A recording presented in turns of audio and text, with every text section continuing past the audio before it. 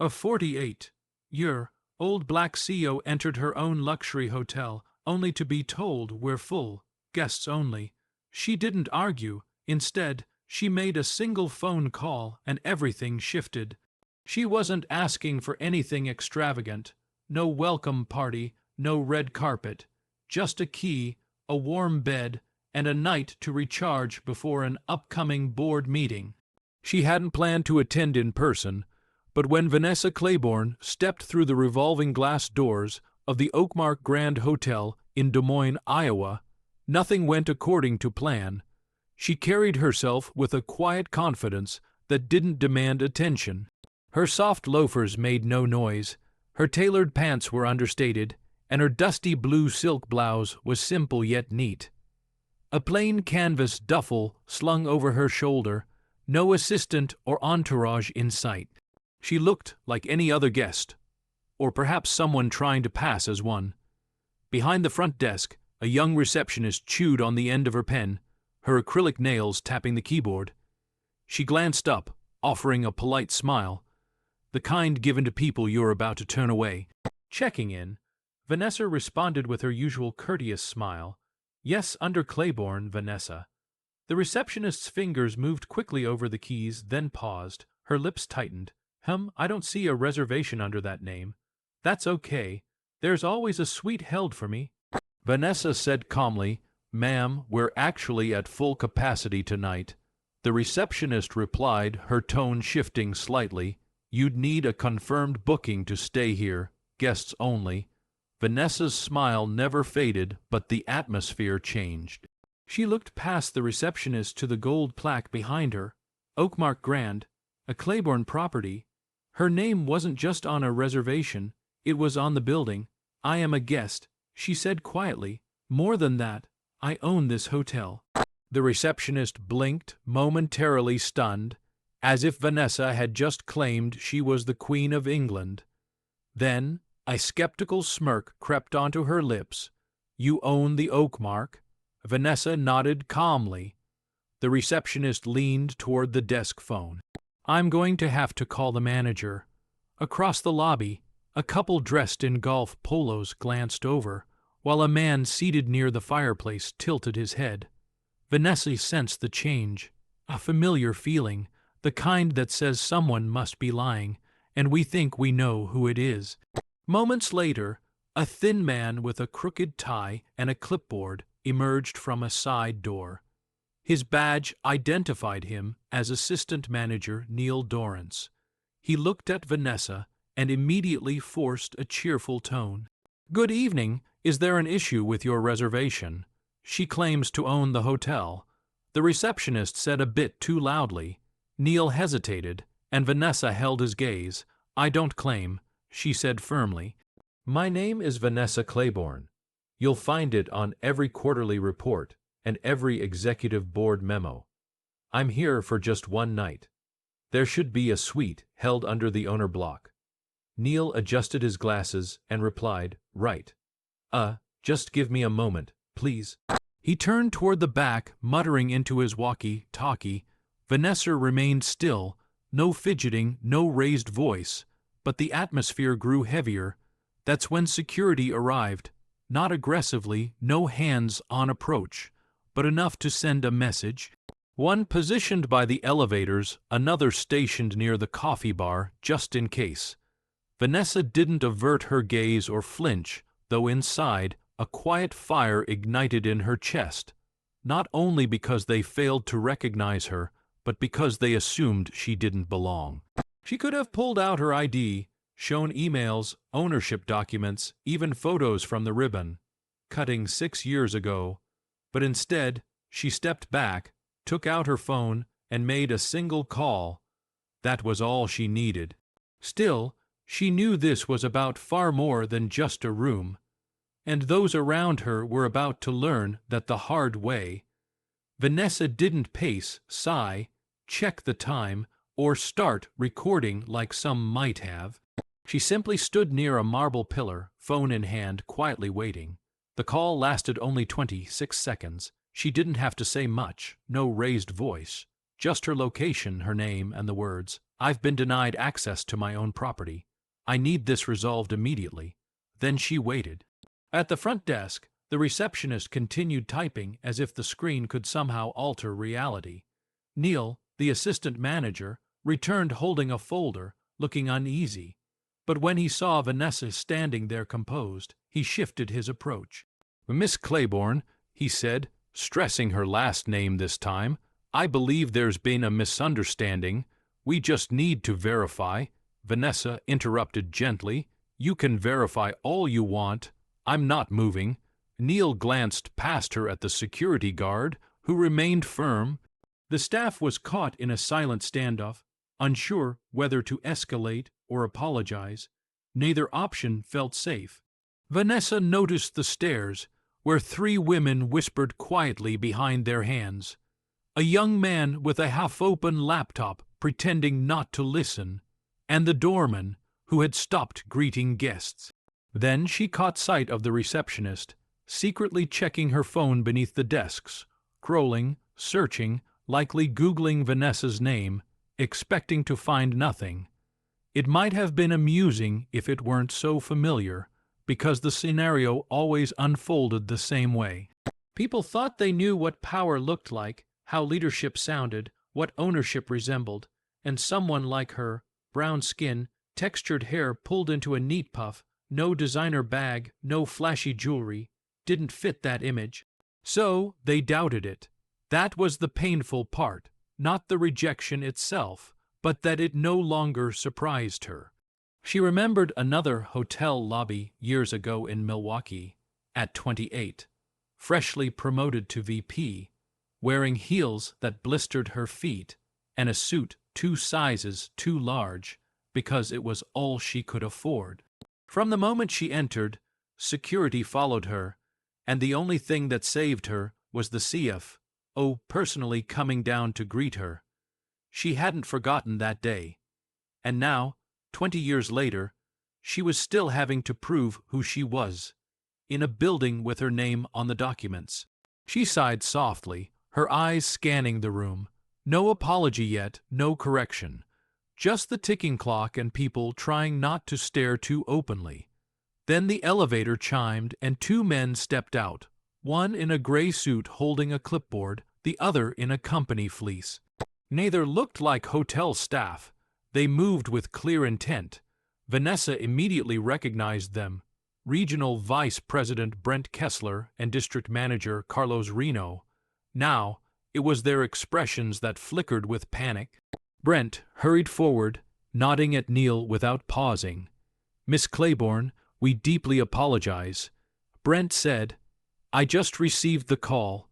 Carlos followed quickly, out of breath. "We're handling this right now." Neil began to speak, but Brent silenced him with a sharp glance. The receptionist froze, eyes wide, suddenly realizing who Vanessa was. Her face drained of color as she slowly stepped back. "Suite 1200-2 has been cleared," Carlos said, checking his tablet. "The driver is being rerouted to take you wherever you need in the morning.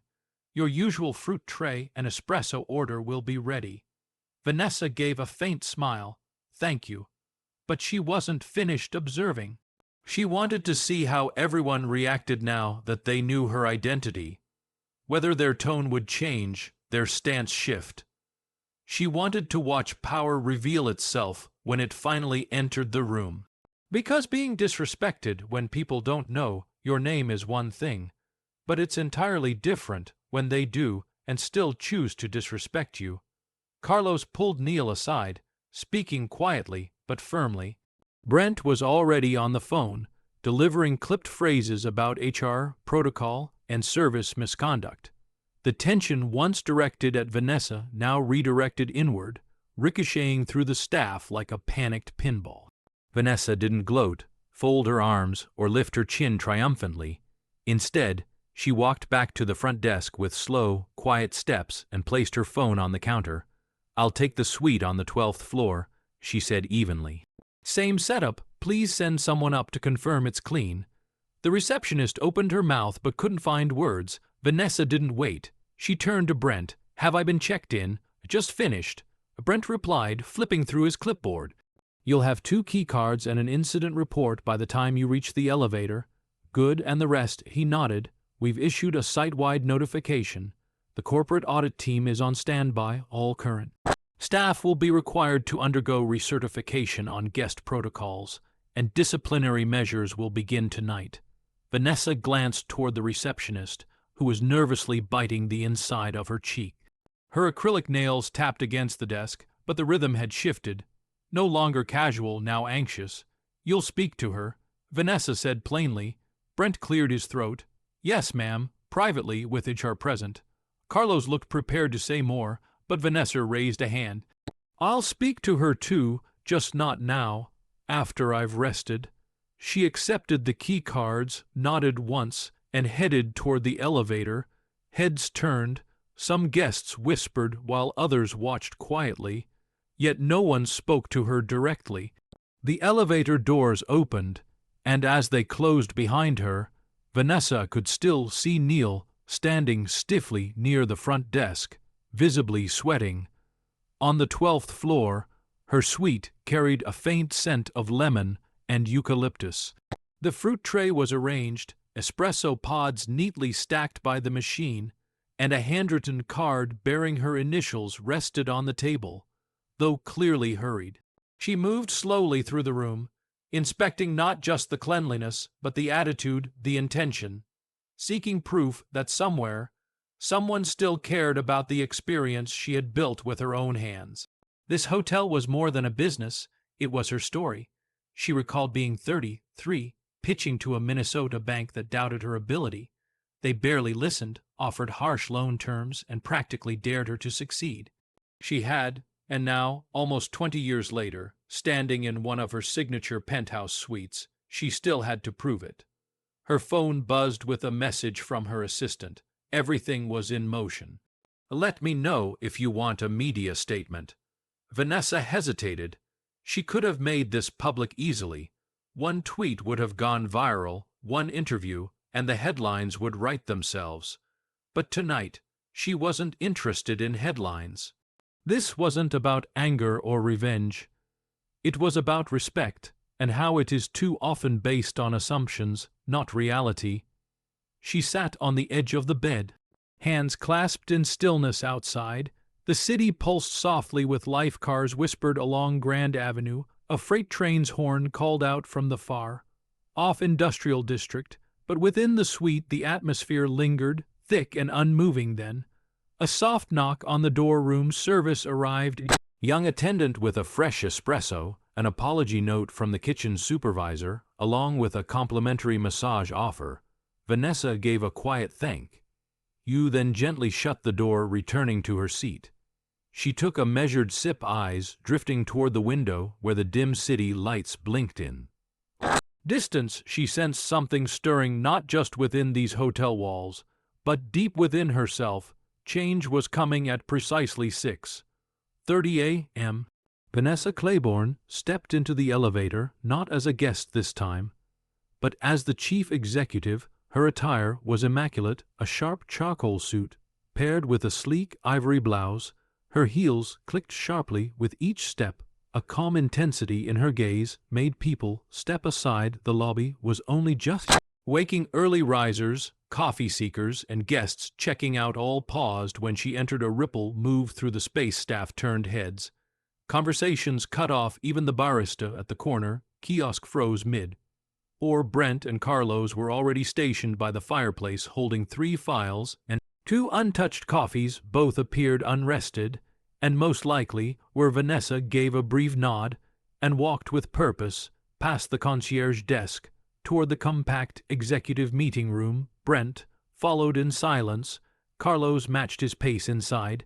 Seated stiffly were Neil, the assistant manager, Caleb Mendez, the front desk agent, and a corporate rep from HR who introduced herself only as Mar. Her notebook already open. Vanessa didn't take a seat. She stood at the head of the table, arms crossed.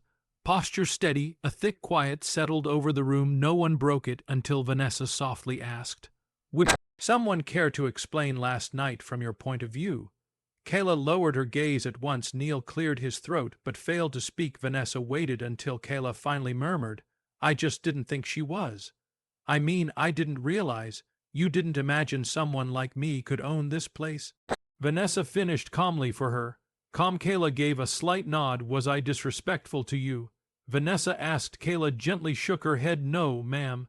Did I raise my voice? No. Did I intimidate or threaten anyone?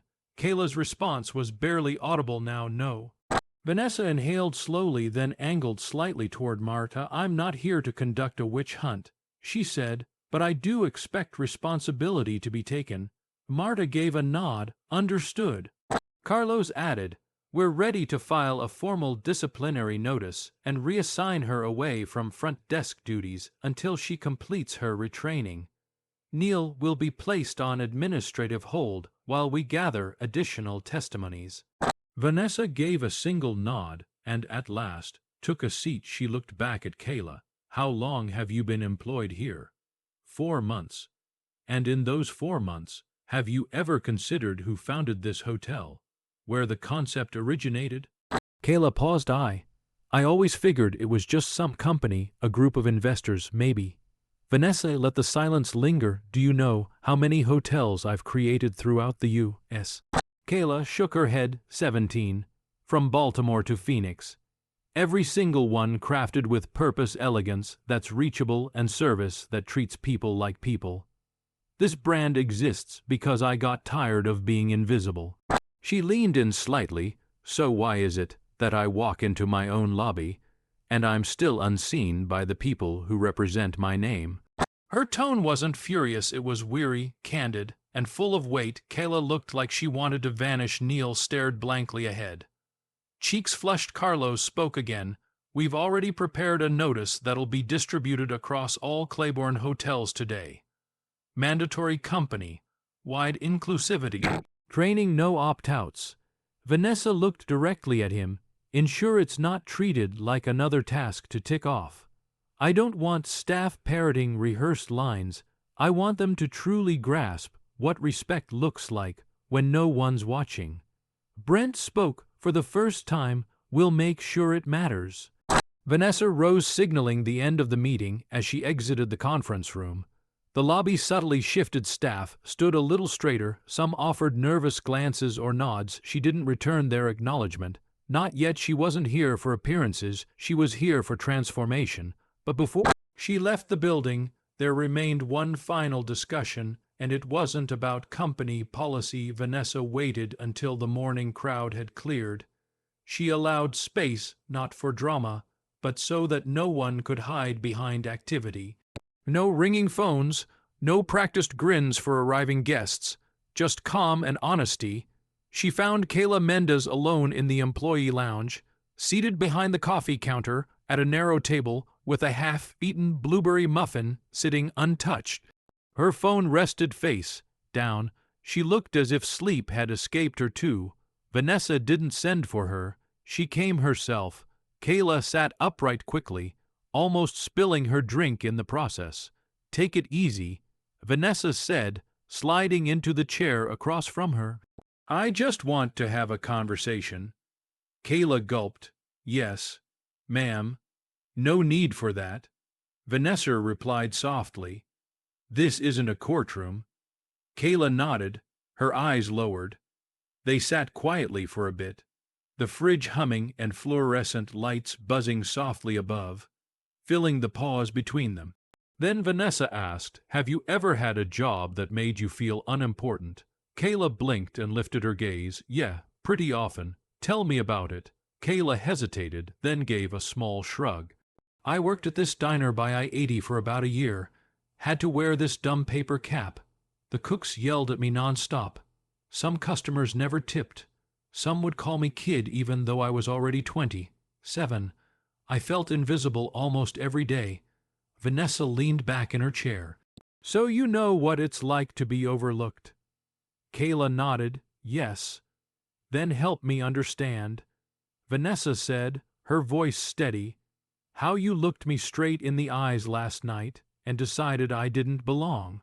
The silence that followed wasn't empty, it was heavy with guilt, understanding, and the weight of something clicking into place. Kayla's voice cracked.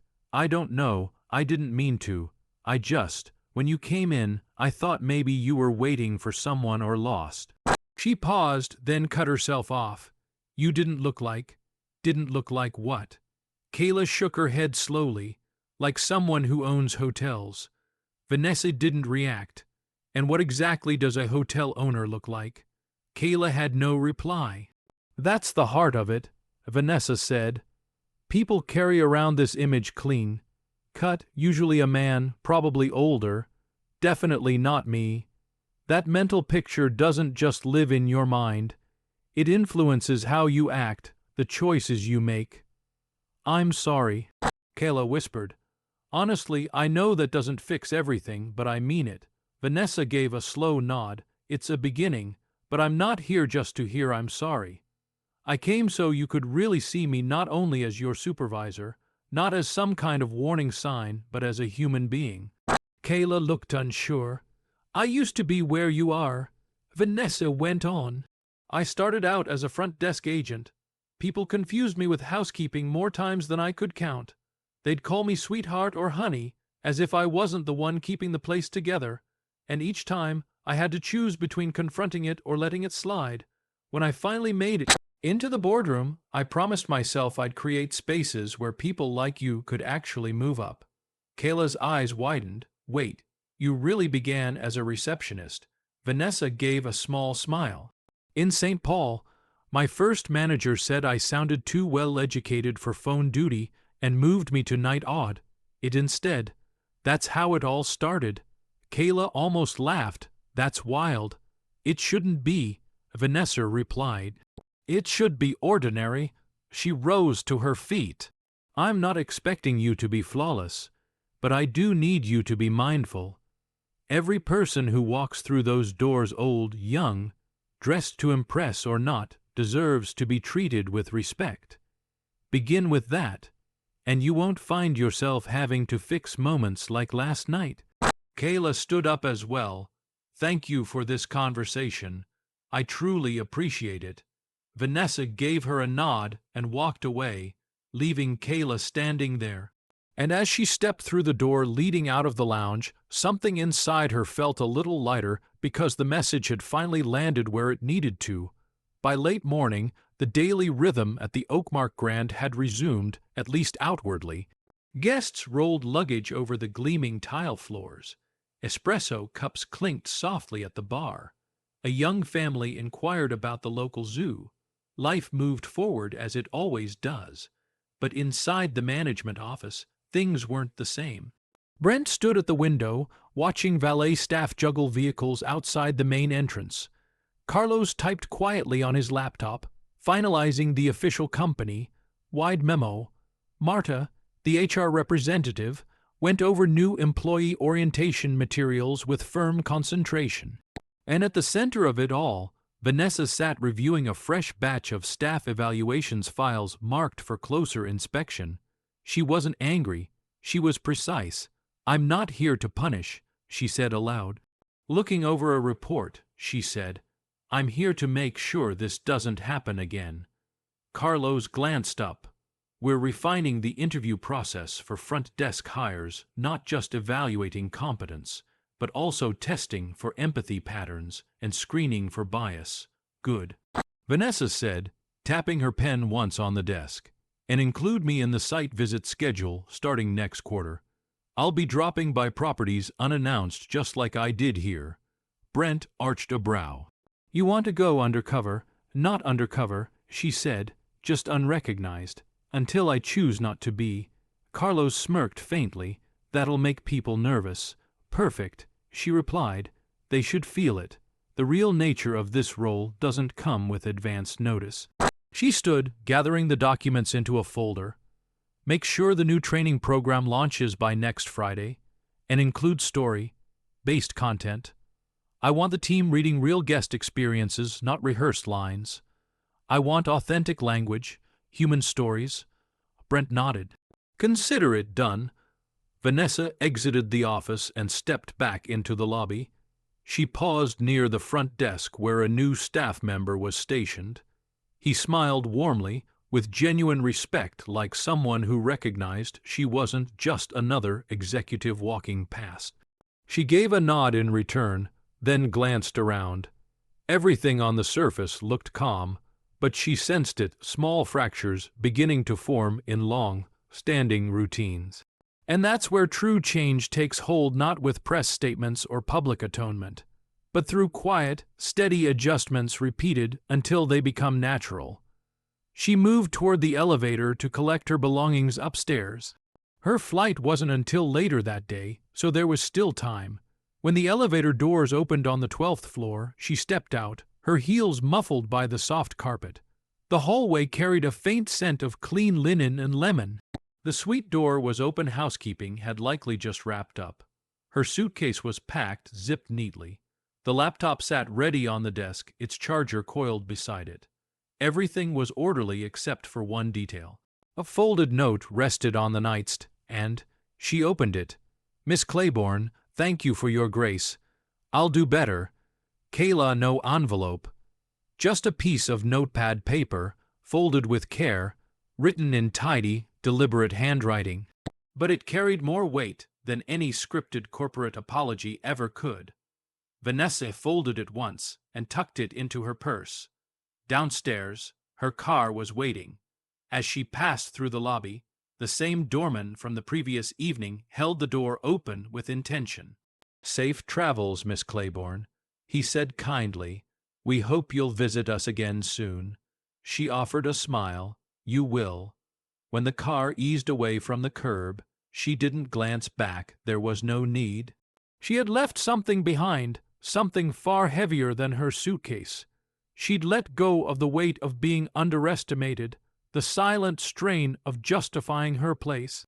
What filled that space instead was clarity, discomfort, and maybe even personal growth, not just for them, but perhaps for herself, too. Still, one final thought lingered, something she needed to say. Not to the hotel, not to the employees. This message was for anyone who'd ever had to stand in a space and prove they had a right to be there. The drive to the airport was quiet. The driver didn't speak, and no music played. Only the soft hum of tires and the rhythmic blink of turn signals filled the silence. Vanessa sat in the rear seat, one hand resting on her handbag, the other gently holding the folded note from Kayla. She hadn't unfolded it again, but its presence was enough, a tangible reminder, a small validation that the previous night had meant something. She looked out the window at rows of aging brick buildings, corner gas stations, and sun-worn signs for mechanics and neighborhood bakeries. This city hadn't been on her schedule this week. Still, maybe she was meant to be here, not for a boardroom, not for operations, but for that conversation. Because the truth is, these moments no longer surprised her. She wasn't shocked they occurred. She was weary that they still did. Exhausted by the way worth gets calculated based on surface-level assumptions. Drained by how quickly people assign roles without a single question asked. Worn down by the need to explain things that shouldn't require explanation. Yes, this is mine. Yes, I created it. Yes, I belong here. And yet, bitterness had no place in her. That's what many failed to grasp.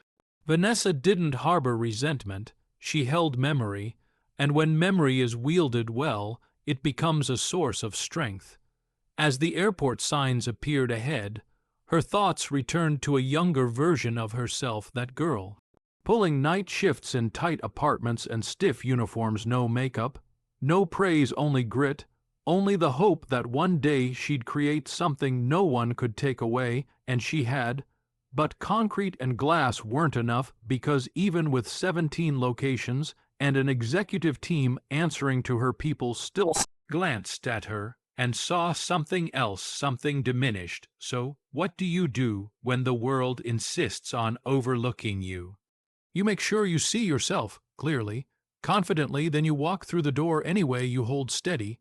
Speak truthfully. You don't ask for approval. You carry yourself like you always belonged. Vanessa stepped out of the car, picked up her bag, and nodded at the driver. Nothing else needed to be said inside the airport, people rushed past holding coffee cups and pulling their luggage. TSA announcements echoed from speakers overhead. She moved calmly, almost blending into the blur of travelers, but inside, something had shifted. She had taken a moment of being minimized and turned it into a reflection for everyone in that building to face themselves in mirrors. Don't lie, they reveal who we truly are. She hoped Kayla would grow from it, hoped Neil would reflect, hoped Brent and Carlos would honor the commitments made in that meeting.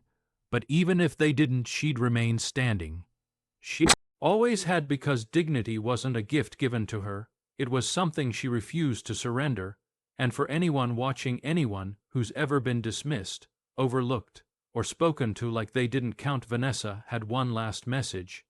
You don't need to yell to be understood, you only need to know your own value and carry it with every step. Let them squirm, let them reckon, let them ask themselves how they didn't see it before. And when they finally recognize, you make sure it's unforgettable. If this story stirred something in you, made you pause, or feel something true, share it. Leave a comment and don't forget to subscribe for more stories about power, truth, and those who refuse to be silenced.